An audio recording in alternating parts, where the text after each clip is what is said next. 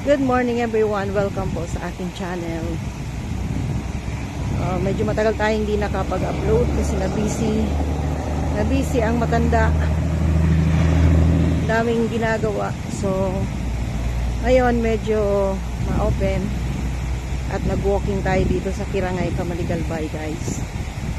Makikita sana dito yung mayon eh. Kitang-kita sana yung mayon na yan. Yan, kita nyo yan. Kitang-kita sana yan. Kaso natakpan siya ngayon eh ng ulap. At medyo grayish ang kanyang usok. Siguro dahil nasa alert level 2 siya ngayon. Ang ganda nitong lugar guys, kaya lang hindi tapos itong kalsada. Hindi nila tinapos. Mahirap tuloy pasukan ng sasakyan kasi tingnan nyo, nagbaba na dito yung mga sand na galing sa taas. So nahihila siya ng mga tubig pagka naulan ng malakas. Ito naman sa kabila yung flood control na ginawa nila. Yan ang diki, malawak po ang diki dito. Ang mga bato na malalaki na yan, lahat ng bato na yan, galing yan sa mayon. So yun, no? Yung sa kabila niya, sa dulo dito, sentro na po yan. So, balik na tayo kasi ando na yung asawa ko sa dulo. Antay na sa akin. Pero ang ganda-ganda po ng view dito. Sana kung matapos ito. Ganda-ganda ng view niya. Ayan o, ang presko. So hopefully tapusin pa rin nila ito. Kasi iniwan nila ito nakatiwang-wang. Sayang. Yan daw, tapos na yan. Yung diki na yan. Pero every time na magbabaha, nagkakaroon yan ng mga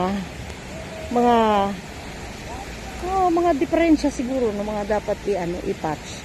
Ginagawa nila yan, pinapatch nila na parang band-aid solution na hindi ko maintindihan.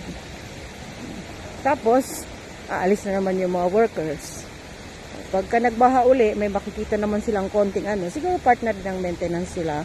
Sana lang hindi bumigay kasi pag bumigay ito, sayang na ng budget. Katulad ng mga ibang nangyari.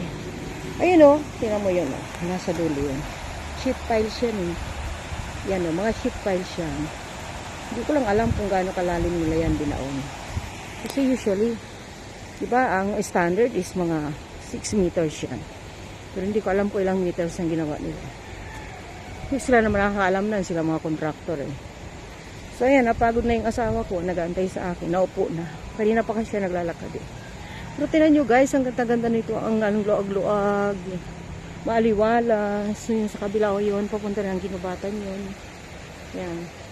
Tapos yun sa kabila, sentro na ng Kamalig. Doon sa, yung mataas na yun guys, yung may yung parang may tower doon sa Kituinan Hills yan eh. So palang lahat, kita mo dito, sa part na ito. So maganda ang lugar, kaya sana tapusin na yung kalsada para magamit ng mga tao, ng mga madaanan ng masasakyan at ma-serve yung purpose niya. So ayan, nagpahinga na ang aking asawa, napagod. Nanda, ika na.